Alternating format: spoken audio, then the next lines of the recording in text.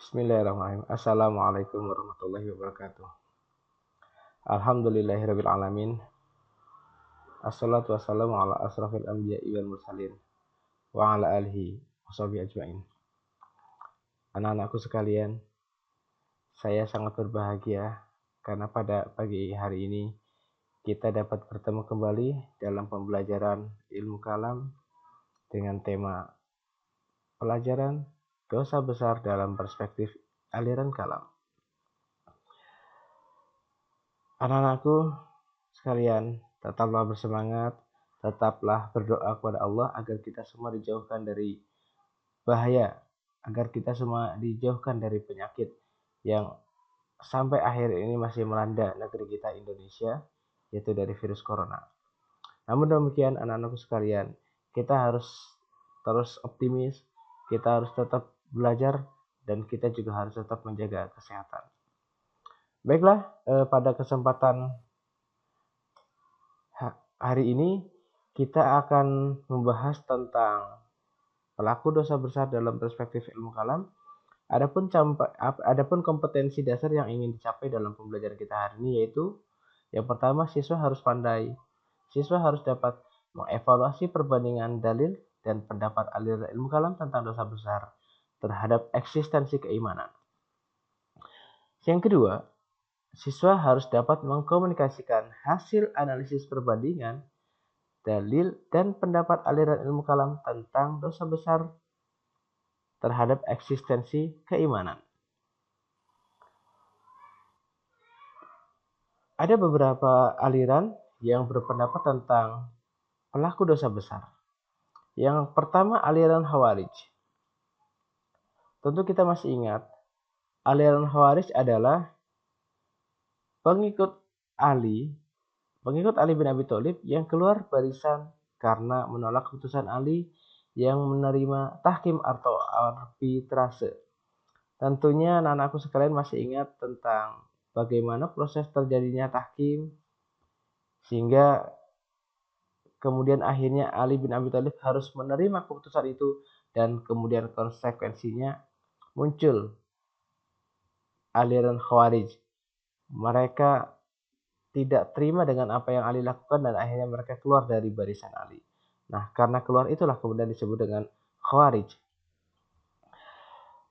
Khawarij dikenal ekstrim dalam persoalan kalam, mulai dengan penolakan pengkafiran terhadap kelompok yang terlibat dalam tahkim.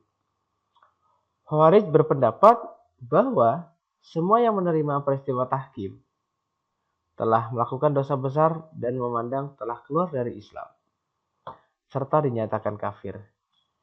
Karakter Khawarij ini bisa jadi disebabkan karena pengaruh geografis, juga karena pemikirannya dibangun atas dasar pemahaman tekstual terhadap nas-nas Al-Quran dan hadis. Khawarij terbagi menjadi beberapa sekte. Di antaranya yang pertama ada sekte Al-Muhakimah. Sekte ini berpendapat bahwa semua orang yang terlibat dan menyetujui tahkim dianggap kafir. Selain itu, sekte ini juga memperluas pengertian kafir hingga ke semua pelaku dosa besar. Artinya semua orang yang melakukan dosa besar dianggap kafir oleh sekte Khawarij Al-Muhakimah. Mereka yang melakukan perbuatan zina, membunuh tanpa sebab, dan perbuatan dosa besar lainnya dianggap sebagai kafir. Dan konsekuensi dari kafir ini sangat berat, yaitu diantaranya halal darahnya. Kemudian sekte Azariko memandang bahwa pelaku dosa besar dalam pandangan mereka telah beralih ke status keimanannya menjadi kafir secara agama. Dan berarti ia juga telah keluar dari Islam.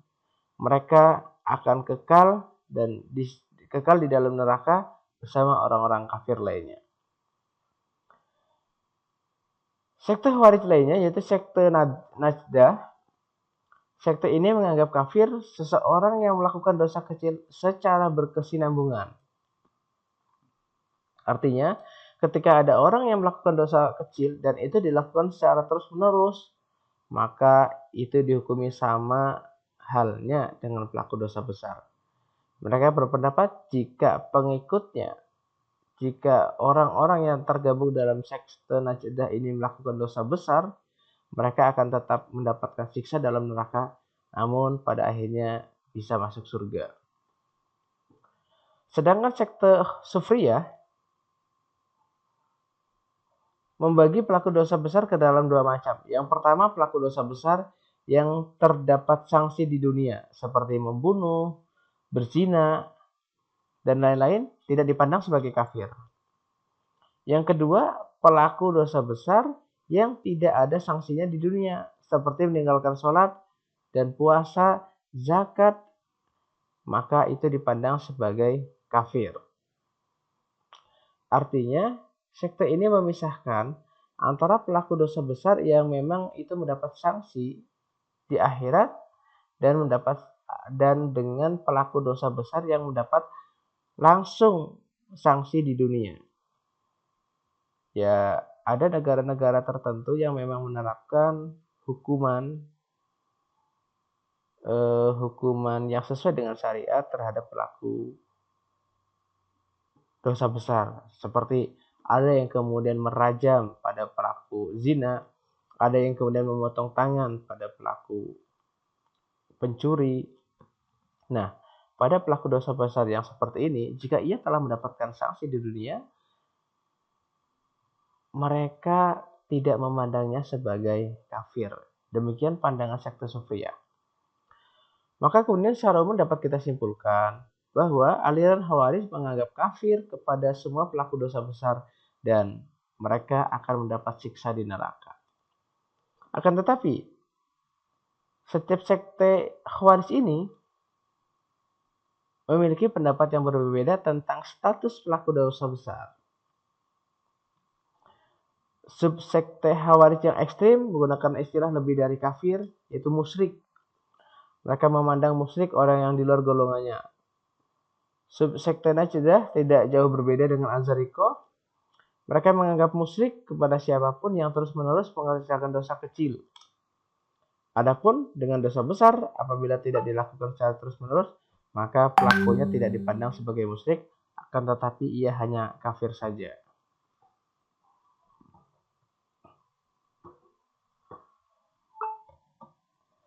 Selanjutnya, aliran Murji'ah. Paham Murji'ah terbagi ke dalam dua kelompok.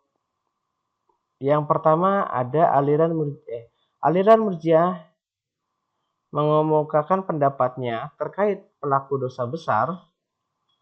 Secara umum, pandangan Murji'ah dalam mensikapi pelaku dosa besar adalah menunda atau menangguhkan persoalan di hadapan Allah nanti di hari pembalasan.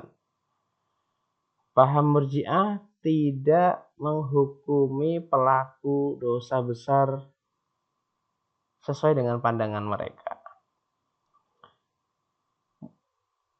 Yang pertama, Murji'ah ekstrim berpandangan bahwa iman adalah sesuatu yang ada di dalam kalbu, bukan secara demonstratif, baik dalam ucapan ataupun dalam tindakan perbuatan. Karenanya, Murji'ah ekstrim ini berpendapat jika seseorang telah beriman dalam hatinya dan ia melakukan dosa besar, tetap dianggap sebagai seorang mukmin. Karena perbuatan dosa yang ia lakukan tidak dapat menggugurkan keimanannya. Sehingga mereka berpendapat bahwa pelaku dosa besar tidak akan mendapatkan balasan siksa di neraka selama mereka tetap dalam keadaan beriman kepada Allah. Selama di dalam hatinya ada keyakinan kepada Allah. Nah, kemudian sementara Murji'ah moderat, golongan ini berpendapat bahwa pelaku dosa besar tidaklah menjadi kafir karena perbuatannya ya. Akan tetapi mereka akan mendapat siksa di neraka.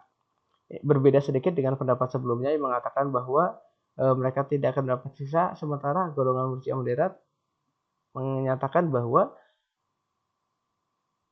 mereka meskipun tidak kafir, tidak dianggap sebagai kafir, mereka tetap akan mendapat siksa di neraka.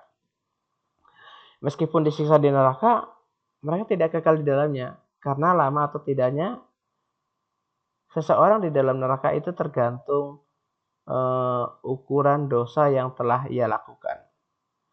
Golongan ini berpendapat bahwa masih ada kemungkinan Tuhan mengampuni dosanya sehingga pelaku dosa besar tersebut dapat terbebas dari siksa neraka.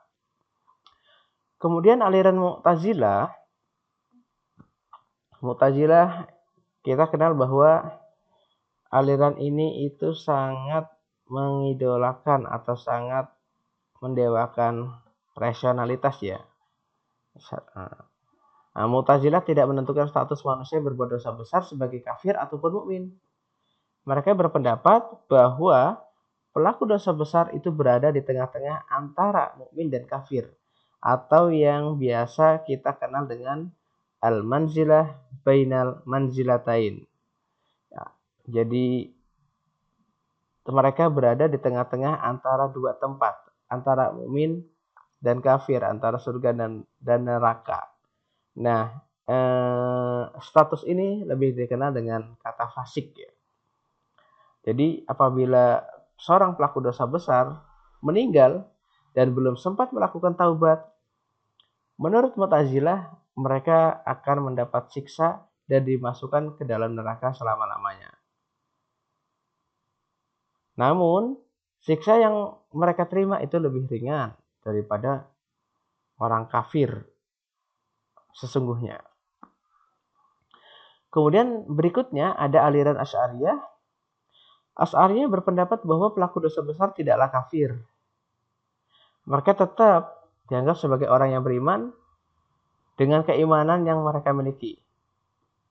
Akan tetapi, jika dosa besar itu dilakukannya dengan anggapan bahwa itu boleh dilakukan dan tidak meyakini keharamannya, maka ia dipandang telah kafir. Menurut aliran Asy'ariyah, orang beriman yang melakukan dosa besar di akhirat nanti akan mendapat beberapa kemungkinan. Yang pertama, bisa jadi Tuhan mengampuni dosanya dengan sifat kemurahan Tuhan, karena memang Tuhan Maha Pemurah, karena Tuhan memang Maha Pengampun, dan Tuhan bisa saja langsung memasukkannya ke dalam surga tanpa hisab.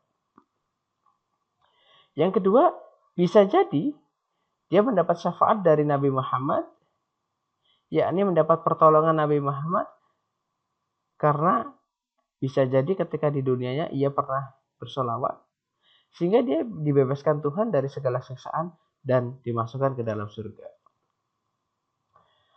Yang ketiga, bisa jadi dua kemungkinan yang pertama tadi tidak terjadi pada pelaku dosa besar, maka dia akan disiksa di dalam neraka sesuai dengan dosa yang pernah ia lakukan.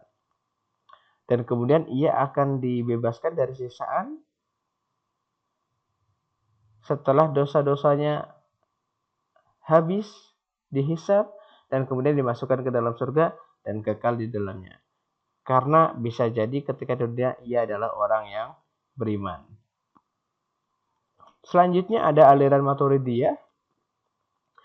Maturidiyah ada dua, baik Samarkand maupun Bukhara memandang bahwa pelaku dosa besar tidaklah kafir. Akan tetapi mereka tetap mukmin selagi ada keimanan di dalam hatinya, selagi mereka beriman kepada Allah dan Rasul-Nya. Keduanya sepakat bahwa pelaku dosa besar akan mendapat balasan di akhirat. Dan balasan tersebut disesuaikan dengan apa yang telah ia perbuat selama di dunia. Menurut Maturidiyah, apabila pelaku dosa besar meninggal dan belum sempat bertaubat, maka keputusannya akan diserahkan sepenuhnya kepada Allah. Jika Allah mengampuni, maka dia terampuni. Jika ia tidak diampuni, maka ia akan disiksa di dalam neraka. namun tidak kekal. Demikian beberapa pandangan ahlul kalam, beberapa aliran kalam tentang pelaku dosa besar, di mana dari beberapa aliran ini ada perbedaan pendapat mengenai status pelaku dosa besar, apakah ia kafir atau tetap mukmin, apakah ia masuk surga atau akan dapat siksa di neraka. Nah, mudah-mudahan pelajaran singkat kali ini bermanfaat. Silahkan anak-anakku semuanya pelajari kembali dan kemudian ulang-ulangi pembelajaran ini hingga betul-betul paham. Demikian, semoga bermanfaat dan kita ketemu lagi pada episode pembelajaran selanjutnya. Terima kasih. Assalamualaikum warahmatullahi wabarakatuh.